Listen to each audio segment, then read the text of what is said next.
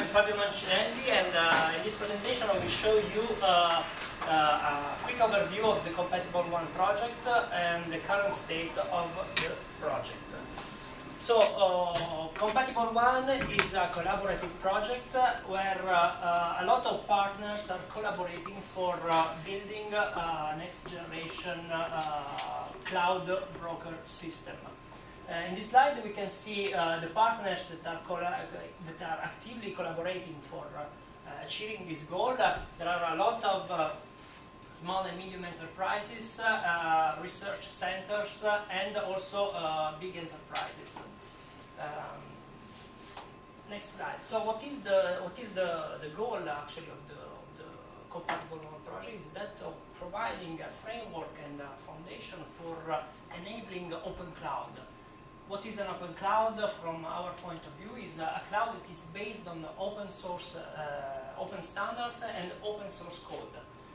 Open standards like the ones that are listed in slides, for example, Open Virtualization Forum, Distributed Management Task Force, Cloud Data Management Interface. These are all standard bodies that are working actively for providing standards that are supposed to be used in for enabling open cloud computing.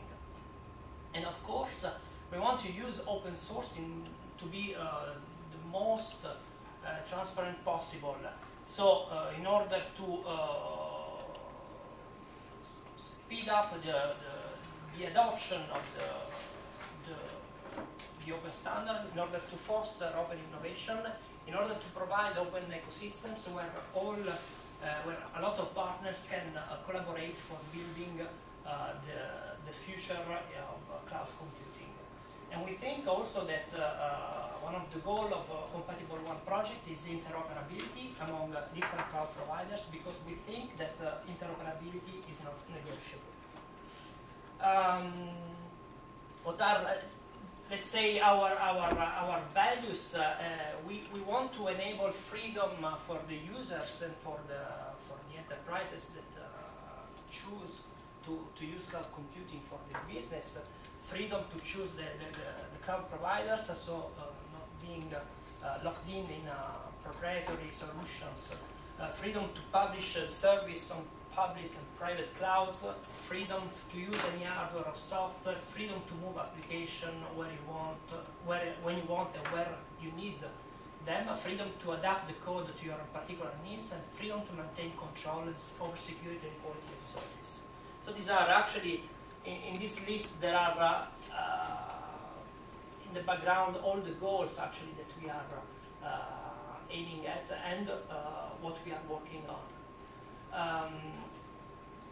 It's also about trust, so basically cloud computing needs trustworthiness, so openness and transparency needs to be guaranteed, so this is why we chose to use open standards and open source and to produce open source software. So open source as a catalyst for cloud industry, standardization body, and open source developer to work together, and also we want to use open cloud as a lever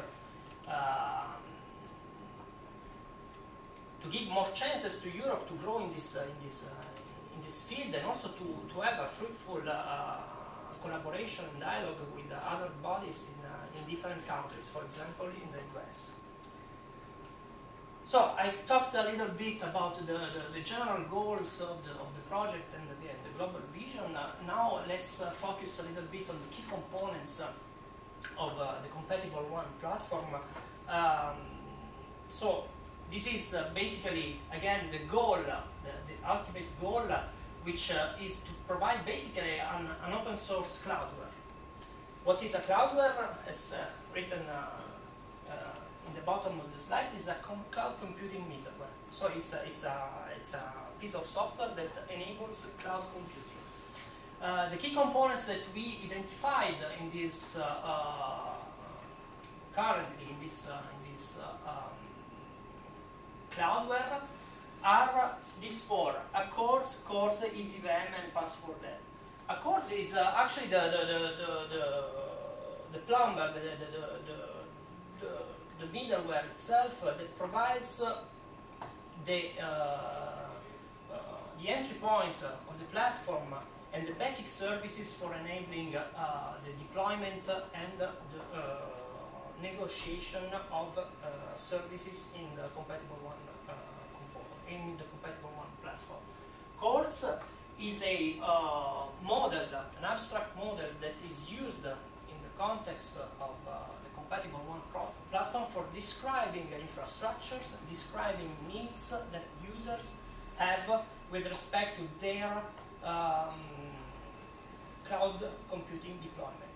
EasyVM is a component that will assure the interoperability at the level of virtual machines. So when we have different cloud providers, we need to be able to be compatible with those different cloud providers and be able to have something that is able to bridge the differences between those providers.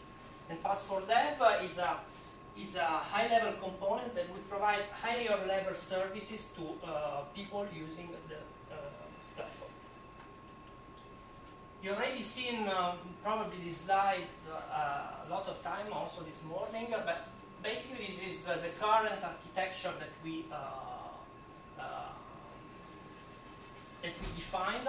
So basically there are 4 quadrants. The first one is where the user describes, using the course model, the requirements of his deployment. These requirements are packaged in a manifest that is sent to the CompatibleOne entry point, where a parser takes into account what is written and validates what is written into the manifest and generates a plan according to what is available in the platform at a given time. This plan is a blueprint of a deployment that will be actually instantiated by a broker that takes advantage of the presence of other components in the platform that will provide services related to security, billing and accounting, elasticity, and network.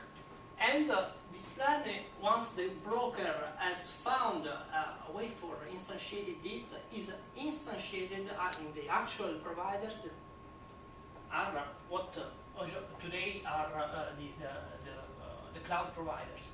So here we have an ecosystem of cloud providers, for example, providers that use the OpenStack solution, providers that use the OpenEBRA solution, Amazon, Slab, Proactive, Azure. These are all different providers that are capable of instantiating the services that are described originally in the manifest. So basically this is the architecture, and this is how we plan to build our basic cloudware for enabling users deploy their service on the cloud. And this is an open platform because here we can add all the providers we want. These services here will assure the fact that we will be able to go from one provider to another, so to move our applications between different providers. And it is an open platform where everybody can contribute with their services and their services, basically. So what I've been doing during the first year, there has been a phase 0 where we have studied those concepts in the context of a cloud system provided by one of the partners of the project.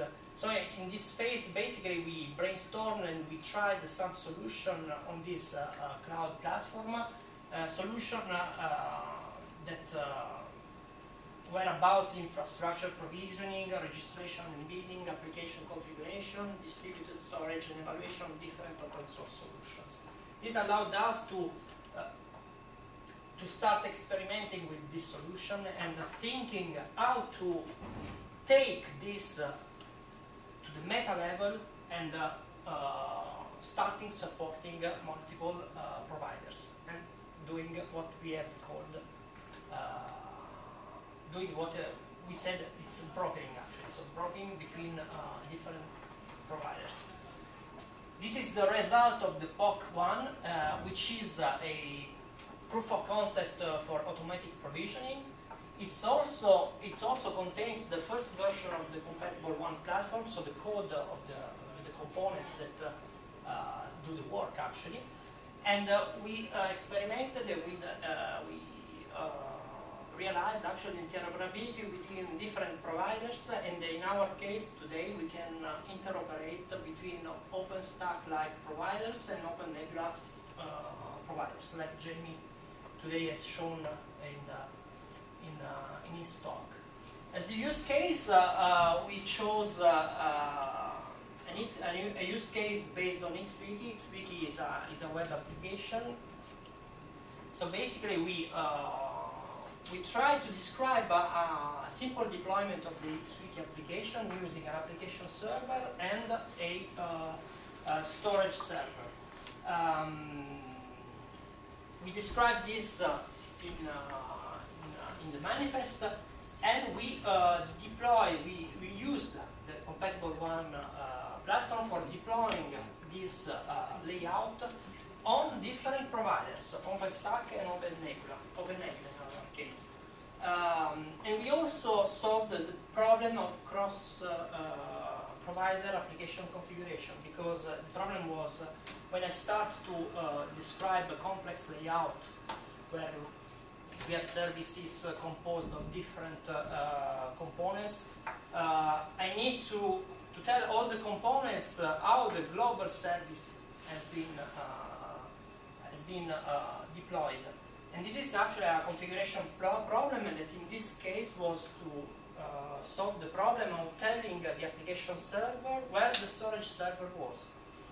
So in the CompatibleOne we are able to do this, and this will be also a feature that will be provided by the EasyVM component in the next months. This POC has been very important because has provided a validation for the project's concepts in a multi-provider scenario. So POC 0 was in a very on a precise provider. Here we took what we did at the beginning in a multi-provider scenario. So we started to talk about brokering and coordinating multiple providers. And the results of this POC has given a lot of feedback for the next project milestones. So what are the next steps? Actually, in what we did, there are a lot of empty boxes that have to be filled. In particular, the handling of images, so the storage of the images, the adaptation of the images when we deploy on different providers, and the delivery of the adapted images for the actual provisioning.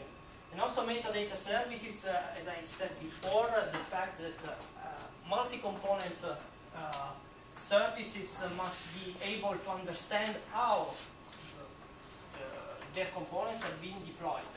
And this will be done using metadata.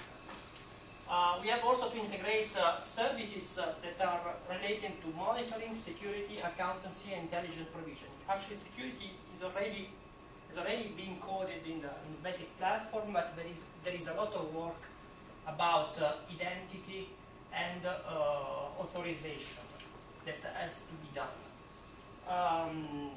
All of this will be put into work in future use case. For example, the extension of what we did for using high-level PaaS services such as scalability, elasticity and storage, cloud automation, and provisioning of high-performance computing resources and 3D visualization.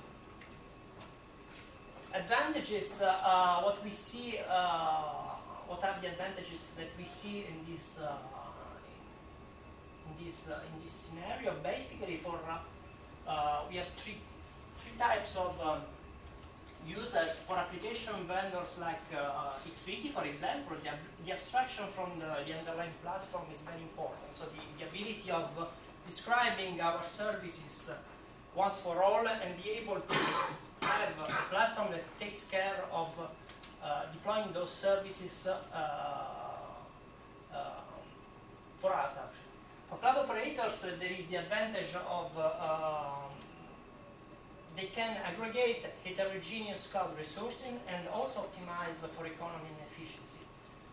For CIO and DSI, basically they can use this platform in order to build a repository of blueprints for services that will be instantiated on demand. So basically, a typical enterprise will have a repository of business applications that are used inside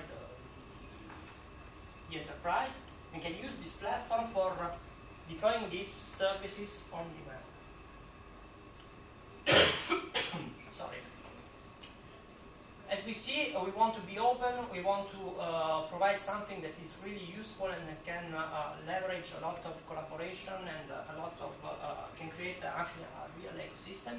So we are talking to several bodies and we are talking to several technology leaders in order to do things correctly. In particular, we are talking with standard bodies, which are the people thinking about the future and how to make things interoperable. This is our goal as well, so we have something to say in this domain. And we are also collaborating with technology guys, actually, for understanding what are the let's say, the dirty work that has to be done in order to make things work. So we are in the middle of this standard and technology world, and we are trying to say something to these people for making things better, and also to take things from these people in order to be able to achieve our goals. So it's a big collaborative project. It is actually having an impact even outside the project itself. So in a nutshell, what we did, as Gartner defined a cloud broker, basically we are currently building the first open source implementation of a cloud broker, and we have a first proof of concept of this result.